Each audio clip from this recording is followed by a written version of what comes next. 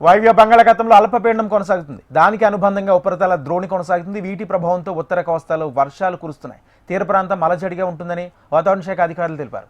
దీనిపై మరింత సమాచారం మా విశాఖ ప్రతినిధి అనురాధ అందిస్తారు.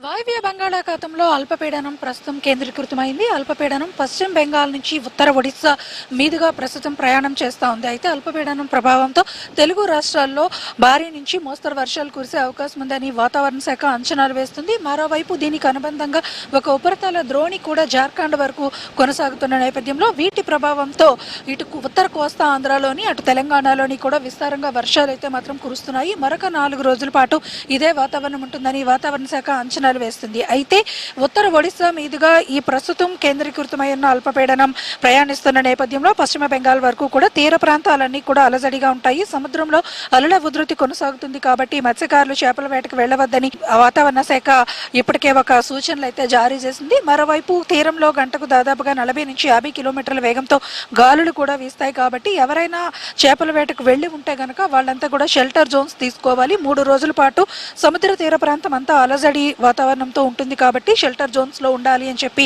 మత్స్యకారులకి హెచ్చరికలు అయితే కొనసాగిస్తూ ఉన్నారు. అదే సమయంలో మరి తెలుగు రాష్ట్రాల్లో ఉత్తర కోస్తా ఆంధ్రాలో భారీ నుంచి అతి భారీ వర్షాలు, అలాగే అల్లూరి, మన్యం, శ్రీకాకుళం, విజయనగరం, అనకాపల్లి, ఏలూరు, కాకినాడ జిల్లాల వరకు కూడా భారీ నుంచి మోస్తరు వర్షాలు, ఆ తదుపరి జిల్లాలన్నీ కూడా తేలికపాటి జల్లులు కూడా కురిసే అవకాశం ఉందని వాతావరణ శాఖ సూచనలు అయితే జారీ చేసింది.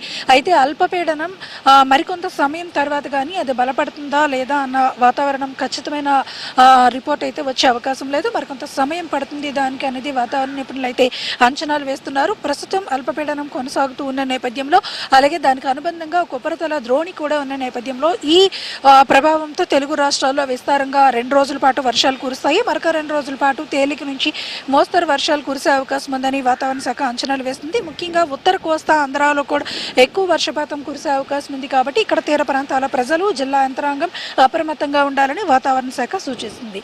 ఇది లేటెస్ట్ అప్డేట్. వీడియో జర్నలిస్ట్ దానిష్తో అనురాధ, HM TV, విశాఖపట్నం.